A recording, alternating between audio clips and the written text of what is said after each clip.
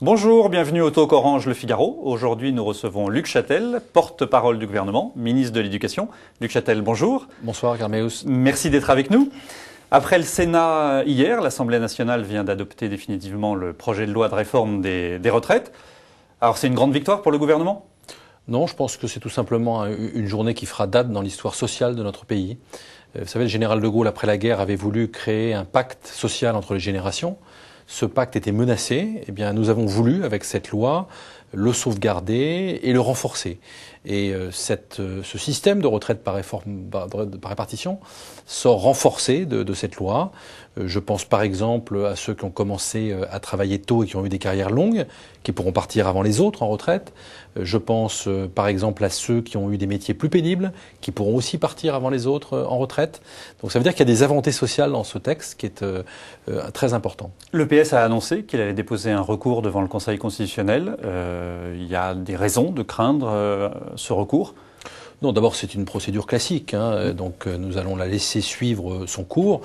J'observe simplement que je suis un petit peu surpris par les raisons qu'invoque le Parti socialiste pour ce recours. J'ai entendu un responsable du leader socialiste évoquer le fait que ce recours donne de l'oxygène au mouvement social. Je suis pas sûr que ce soit l'esprit de nos institutions. Mais bon, ce recours, le gouvernement n'a pas interféré. Il se déroulera, nous le laisserons aller à son terme, puis le président de la République promulguera la loi. On aura une date pour savoir quand la loi sera promulguée. Le recours risque de retarder un petit peu. C'est un petit peu tôt pour le laisser entrevoir. Simplement, le gouvernement a fait son travail, le Parlement a fait son travail, le président de la République promulguera la loi.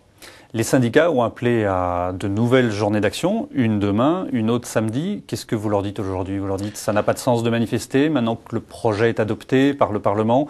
Je leur dis que beaucoup des inquiétudes qui se sont manifestées ces derniers temps ont été entendues par le gouvernement et surtout par le Parlement. Le texte qui a été adopté aujourd'hui par le Parlement de manière définitive, il n'est pas du tout le texte qui avait été présenté au mois de juillet en Conseil des ministres, puisque depuis, il y a eu plus de 200 heures de débat au Parlement, il y a eu de nombreux échanges avec les partenaires sociaux, et les avancées auxquelles je faisais référence tout à l'heure, sur la pénibilité, sur le travail des femmes, par exemple, qui, elles aussi, même si elles ont des carrières hachées, pourront partir avant les autres, c'est-à-dire à taux plein, eh bien, toutes ces avancées sociales ont été rendues possibles grâce au débat parlementaire. Donc les inquiétudes qui se sont manifestées dans la rue depuis quelques semaines, elles ont été entendues d'une certaine manière par le gouvernement. Simplement, c'est vrai qu'il y a un point sur lequel le gouvernement et le Parlement n'ont pas voulu transiger, c'est l'idée d'allonger la durée du travail, c'est-à-dire de partir plus tard en retraite. Mais j'observe que d'ailleurs les études qui sont parues aujourd'hui en matière démographique nous donnent quelque part raison.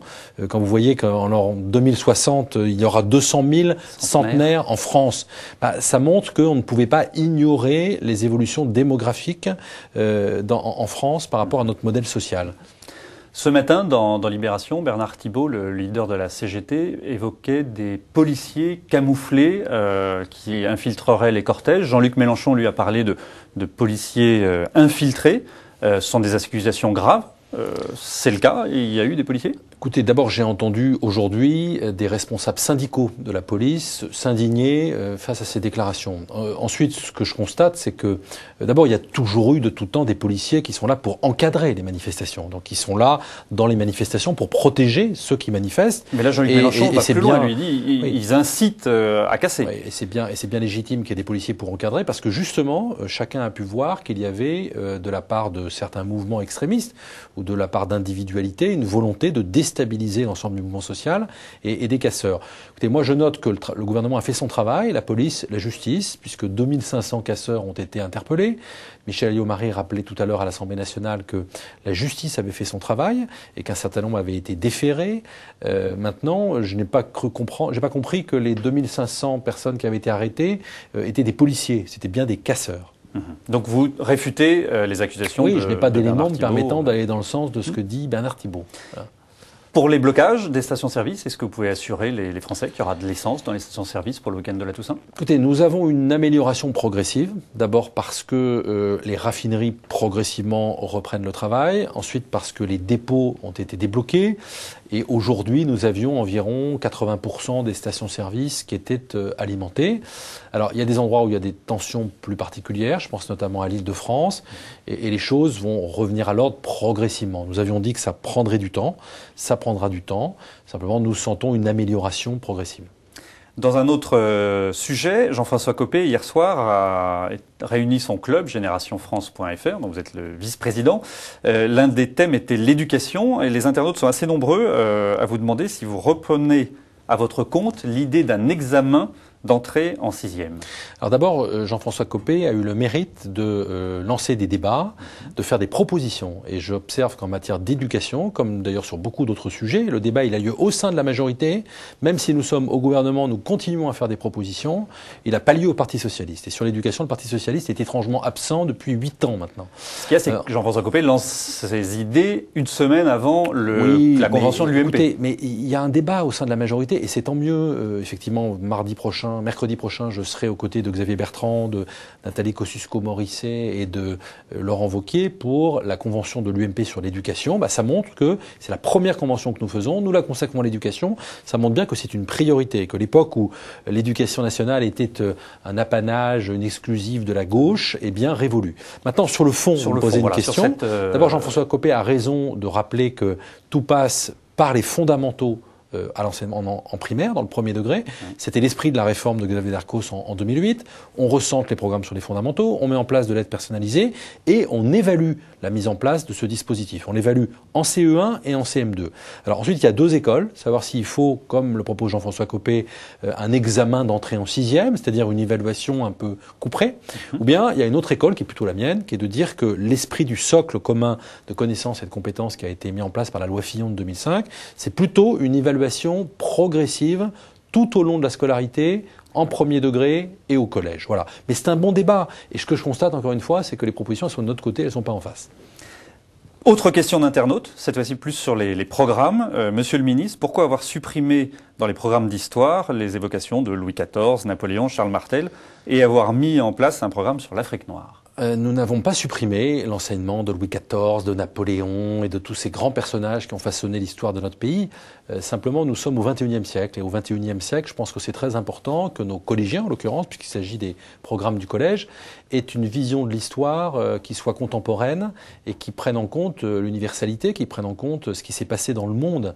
Donc, au moment où il y a des pays émergents comme la Chine ou comme l'Inde ou comme l'Afrique, le continent émergent, qui prend une part importante dans l'histoire du monde d'aujourd'hui, c'est important de se rappeler que ces peuples-là ont aussi une histoire. Mais ça ne se fait pas au détriment de l'histoire de notre pays. Jean-François Copé a fait à la rentrée un acte de candidature pour devenir secrétaire général de l'UMP. Il ferait un bon secrétaire général, selon vous ? Écoutez, il ferait comme beaucoup un bon secrétaire général de l'UMP. En tout cas, il en a émis le souhait. Je crois que c'est maintenant au président de la République. Il avait annoncé une étape nouvelle dans son quinquennat à l'issue du vote de la réforme des retraites. C'était lui de se déterminer, de dire quelle est la meilleure équipe, quel est le mieux placé au meilleur endroit pour occuper telle ou telle fonction. Donc c'est dans ce cadre-là que la majorité pourra s'organiser. Justement, François Bayrou était sur France Info ce matin, je vous propose de l'écouter. Je crois qu'il faut dire quelque chose de simple sur le remaniement. On amuse la galerie depuis des mois. Il y a des mois qu'on amuse le tapis, qu'on fait des propos et des considérations oiseuses sur le remaniement, qui pourrait en être et ne pas en être. Et ceci, c'est en même temps une atteinte portée au travail du gouvernement. Alors vous amusez la galerie pendant... J'ai pas le sentiment que ce soit une atteinte portée au travail du gouvernement. Nous venons de parler au début de cette émission du vote de la réforme des retraites, qui est une réforme majeure du quinquennat, qui était une réforme difficile, qu'il fallait faire, qui était nécessaire. Je pense que le gouvernement a fait preuve de courage dans un moment qui n'est pas forcément facile au niveau économique. Donc les affaires de remaniement et autres, des supputations, n'ont pas entamé la détermination du gouvernement. Il y a quand même un certain nombre de ministres qui sont annoncés comme sortants et dont on a l'impression qu'ils sont plus... Carméus, vous le savez, c'est la vie politique. La vie politique, c'est qu'on est un jour ministre, c'est mon cas aujourd'hui, on ne le sera plus un jour, ce sera peut-être mon cas demain, mais il faut l'accepter, ça fait partie partie de la vie politique. Donc je crois que ce qui est important, c'est qu'à un moment donné, chacun se mobilise lorsqu'il a des fonctions ministérielles pour le gouvernement auquel il appartient. Et j'ai le sentiment que c'est ce que fait aujourd'hui le gouvernement de François Fillon. C'est-à-dire qu'il n'a pas été tétanisé, paralysé par telle ou telle rumeur. Il est totalement solidaire. Et je crois que la force aussi de cette réforme des retraites, ça a été la mobilisation générale de la majorité du gouvernement autour de ce projet. Il y a eu vraiment une volonté collective de réussir. Et je pense que c'était un élément absolument capital. Donc ça n'a pas été un handicap d'avoir annoncé 5-6 mois à l'avance non, dans la mesure où ça n'a pas empêché le gouvernement de continuer à réformer. Luc Châtel, merci beaucoup d'avoir été avec nous. À demain pour un nouveau talk.